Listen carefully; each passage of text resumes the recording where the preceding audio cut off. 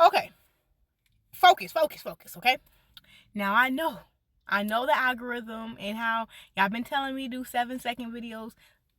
Well, God ain't give me a 7-second dream, okay? And I know this dream is for someone, okay? So if this is for you, catch it, receive it, play it back, believe it. I don't know, but God has a message for you. So listen up. First, let's deep dive into the dream that I had. Okay? So, this dream for a second was out of whack, but when I tell you, God woke me up and he told me to record a voice message so I wouldn't forget it, because you know how these dreams are. And let's be for real, if you are a dreamer, tap into that, because God is speaking directly to you. So tap into your dreams. It has messages, it has signs, it has all the message, everything that you're looking for. It's within the dream that you've been begging and praying for. Okay, all right, so let's get into the dream. So in the dream, I was leading a support group for victims who have dealt with narcissistic people. Okay, and in this dream, we're sitting in a circle. You know how those support groups go. You know, hi, my name's Kadira. But, so we're sitting in this circle in this room. And I said to them, there will always be a part of you that loves and cares about them. But you have to silence that part of you because it is false. Okay? And as I was saying that to the group, they had these long, sad looks on, they're victims, and so they're sad and they start bursting into tears. Okay, so follow. So simultaneously in this dream, it's like I was able to view who was in the next room over, and guess who was in the next room over? Every single narcissist that was attached to them was in that room. And they heard the cries of their victims and called out to them. They said, is that so-and-so?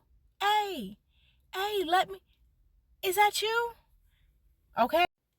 So I'm in the support group room and I tell them to quiet down. I say, shh. Don't let them know that you're here. Be quiet, else you are in danger. Okay? You will be in danger if you let them know that you are here. And as I'm looking around the room, I see this one girl and she just gives in. She's like, it's me. I'm sorry. Please forgive me. And I'm like, oh, Lord, no. I immediately jump into action. I run to the door. I lock every single lock and then I barricade it. But I knew that was not going to keep them away. I knew I had to do something else. So I immediately go over to the window. I open up the window. I don't know where this pocket knife came from. I take a pocket knife out and I cut the screen out of the window. We're on like the second floor, okay? And I look at the group and I tell them, listen, you're going to have to make a choice right here and right now. You can either stay here and see what's going to happen to you, or you can jump out this window with me and we can get away, because you are not safe in the hands of your narcissist. And after I said that, all I did was jump out the window, slid down the roof and ran across the street to this wooded area and turned around and watched and waited to see if anybody would come to. So some seconds pass by and I'm like, dang, I don't think nobody's gonna follow me. But then one by one, I start seeing them come. I'm like, okay, listen, just run towards that way. Run through the woods. We're going to find a bus. We're going to find a train, something. But just run through the woods. You have to get to safety. And I will catch up. Go. All right? Now, no, as I'm watching everybody come out and run, everyone's not coming with. Okay, so some did stay behind. The narcissists did bust down the door and they did claim their victims. Okay, so follow along. Okay, So in the dream, as I'm about to walk into the woods to go meet up with the others so we can get away, I pull up my phone and pull up the surveillance video because I actually had cameras within the facility. And I seen the most gruesome thing happening. I'm watching as one of the victims is being tied up and beat on at this point. And all the narcissist told her was, I don't know why you acting surprised. I already let my mask down and you still stayed. So you must like this. And all I could do was watch from the surveillance video. But in the dream, I felt a heavy heart. But I knew that I had to keep going because there was other people that needed me. We had to get to safety, and she had a chance. The ones that was left in the building, they had a chance, and I had to go. And so that's where the dream ended, okay? So I'm about to break this down for y'all because it is about to get deep, okay? So let me give y'all a breakdown because I actually discussed this with my best friend. And he was spitting. And he's a follower of God, but I don't even know he's a follower. Like, God got a hand on him, but he ain't fully there yet. But there are times where God will have me relay something to him, and he will just speak, okay? So let's start from the beginning of the dream. Here we are, this narcissistic group and everything else like that, and we're trying to, we know that a person is bad for us, okay?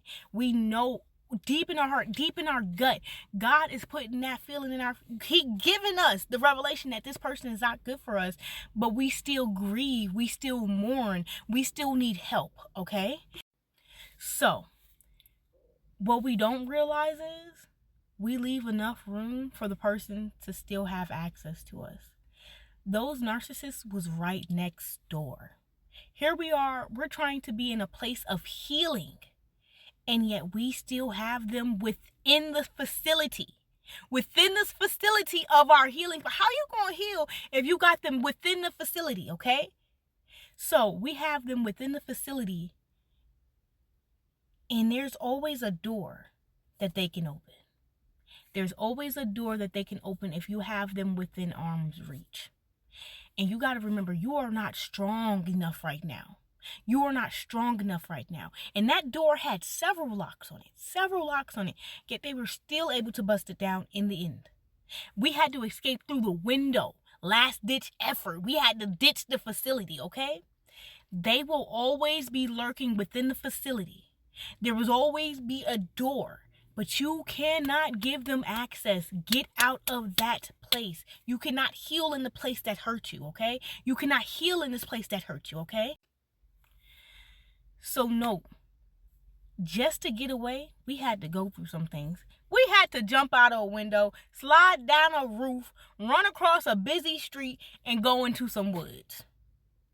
This healing journey will not be easy, okay? You are going to have to go through some things. But if you want it, you gonna run. You are going to run. You are going to toss, turn. You're going to do all the flips and turns that you're going to have to do. And you're going to run through them woods.